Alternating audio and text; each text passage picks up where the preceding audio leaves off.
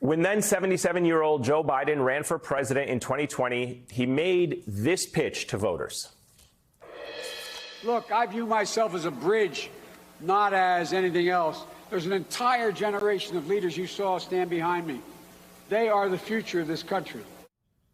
It was a promise he reportedly signaled to advisors, suggesting he would be a one-term president and serve as a transition figure for the Democratic Party.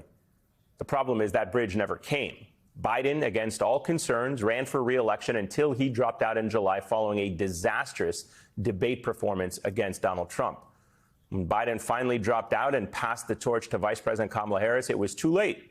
And while the party will examine what it did wrong for years to come, the party needs to do something now.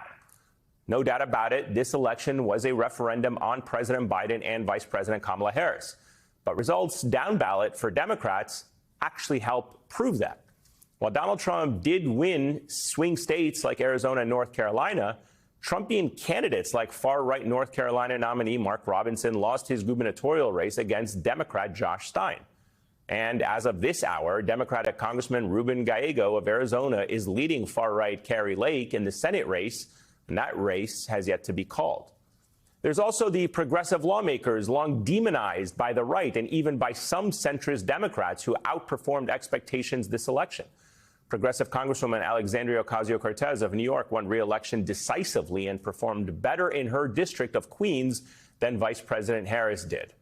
And there's the split we saw in Michigan, specifically Dearborn, home to the country's largest Arab American community.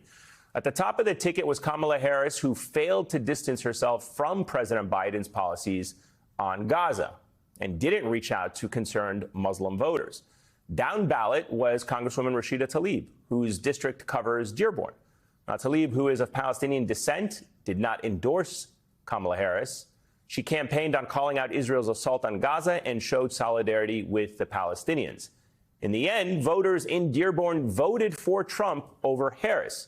Congresswoman Tlaib triumphantly sailed to re-election from those very same voters in Dearborn. The message could not be more clear. Democrats desperately need new leadership. These races in Arizona, Michigan, and North Carolina show there is a desire for younger Democratic leaders. They want to move on from the Obama-Biden era into a new, energized Democratic Party that fights for younger voters, blue-collar workers, and putting an end to the war in Gaza. The onus now is on Democrats to act as the Progressive Political Action Committee Justice Democrats wrote after Trump's win, saying, "It is time to end the era of career politicians and the corrupt campaign finance laws that keep them in power. Either they can choose to step down and welcome a new generation of teachers, nurses, union workers, and everyday people to the halls of power, or they can be forced out at the ballot box. Their time is up." Joining me now is the mayor of Dearborn, Michigan, Abdullah Hammoud. Mayor Hammoud, it's great to have you back on the show. The last time you were on this program was back in February. President Biden was still very much in the race. I want to play for you and our viewers what you said to me at the time, the warning that you gave when it came to Gaza. Watch. The residents in Dearborn actually feel betrayed by current President Biden because he had promised decency and he promised to lead with humanity in the White House. And what we have found since the events of October 7th are anything but. To only send a campaign manager as the first form of engagement as your delegation to the city of Dearborn to speak with the Arab community or the Muslim community is a complete slap in the face. So that was, as we mentioned, 10 months ago. Since then, Mr. Mayor, neither Vice President Kamala Harris or Joe Biden went to Dearborn. Instead, Donald Trump filled that void. He exploited voter outrage with these, whatever you want to call them, but certainly photo ops. And it's safe to say that it worked to some extent. Absolutely. Thank you so much for having me. What I would tell you is on the ground here, people feel extremely betrayed by the president and by the current administration. Just today, there was a funeral for 18 individuals in the city of Dearborn offering condolences to the families who have lost loved ones in Lebanon. 18 individuals, the majority of whom are women and children. And so while I see all the pundits all over social media trying to examine what happened in the city of Dearborn, my message is this. If you have not come to this city to speak to its families, to speak to its residents, then you will have no understanding for what actually unfolded this last election cycle. Yes, there was a rebuke of Vice President Harris at the top of the ticket for failing to distance herself from President Biden. But as you mentioned, there was wide support for the pro-justice, anti-war candidates, including individuals like Congresswoman Rashida Tlaib.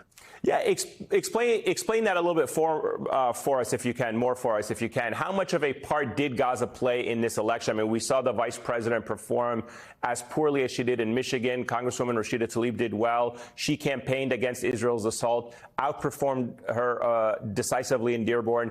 And you even had Senator Alyssa Slotkin, who is pro-Israel, but argued a nuanced position on Israel violating international law. And she was even able to win her Senate race in Michigan. If you look at the predominantly Arab American precincts here in the city of Dearborn, Vice President Harris only captured anywhere between 12% to 18% of those votes. These are precincts in which President Biden captured nearly 80% 4 years ago. That should tell you how strongly people feel about the genocide unfolding right now in Gaza and the war that's unfolding currently in Lebanon. We speak to residents each and every single day who are mourning, who are in disbelief at what's happening. And for nearly a year, we have cast the warning signs. We have tried to tell the party officials, tell all the candidates who are pursuing office, you need to distance yourself from the war criminal Benjamin Netanyahu. You need to stand up for what's right, be on the side of justice, be against wars, because people are tired and sick of it. And we've seen this playbook unfold now for decades across the Middle East. Let me ask you more broadly speaking about the Democratic Party. A lot of people have looked at you as an up-and-coming member of that party. What do you make of this need, this much-needed wake-up call for Democrats across the country, not just in Michigan? Do you see them in desperate need of a pivotal shift for the strategy and the ideology and the causes that they fight for, among them, which, of course, is Gaza and, as others have mentioned, more friendly working class policies? What I'll tell you is I identify as a Democrat not because of those who are currently in leadership within the Democratic Party. I identify as a Democrat because of the values that were instilled in me standing up for workers and unions' rights. If it were up to me, I'd fire everybody across the Democratic National Party, especially those advising on policy and on messaging. It's not simply as whatever is favorable in the polls is what you then communicate on. You have to stand for what's right. You have to be bold. In the country that is America, the world's greatest country, when you're pursuing the highest office in the globe, what is a failed message is saying that you're the right candidate because you're not the other guy. That is a failed policy message. That is a failed communication message. And obviously, the evidence is clear in the election results just last week. If you are running for the highest office in the globe, you should talk about how you want to transform and improve people's lives altogether. When you are asked a question of how will you differentiate yourself from the current president, simply answering that you're not Joe Biden and secondly, you're not Donald Trump, that's a very insufficient answer. You want to inspire people to come out to the ballot box, not cast fear and tell them, if you don't vote for me, you're left with the other guy. I'm not sure who advised in that messaging. For nearly a year, we advised all the campaigns to not do that, to not approach this community and try to wag their finger at them and saying that if you don't vote for me, you ultimately get the other guy. That was obviously a failed message. And don't come to a community that is suffering from genocide, that has to bury its family and friends, who have, certain residents who have buried over 70 individuals over the last year, and tell them that things could get worse. If you have never attended a funeral for 12 people or for 20 people, or even for one, and their bodies were not able to be buried, so the dignity of burial was not even present, don't dare come to this community and try to lecture us about how things could get worse.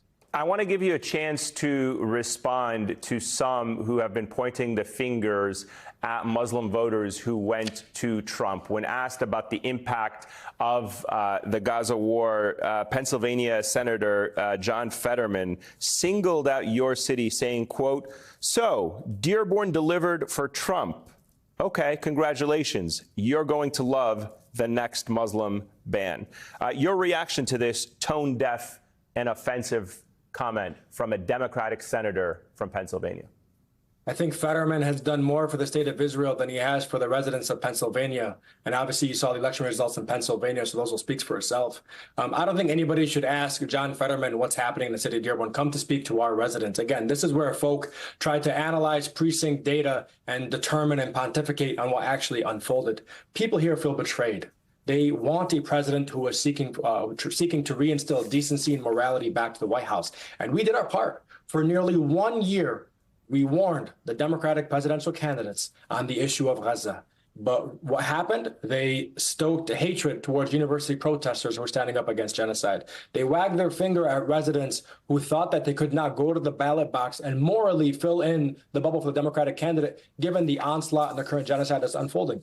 The ethnic cleansing in North Gaza that's happening right now, that's happening under the current Democratic president. The nearly over 100,000, few 100,000 killed or injured and the millions displaced, that's happening currently under the current Democratic president. And so don't come to us and tell us about things would be different after they assume office. Tell us today why it was worth the risk of a Donald Trump presidency for you to stand in strong alignment with Benjamin Netanyahu and his cabinet of war criminals. And that was not a question that they could provide an answer to.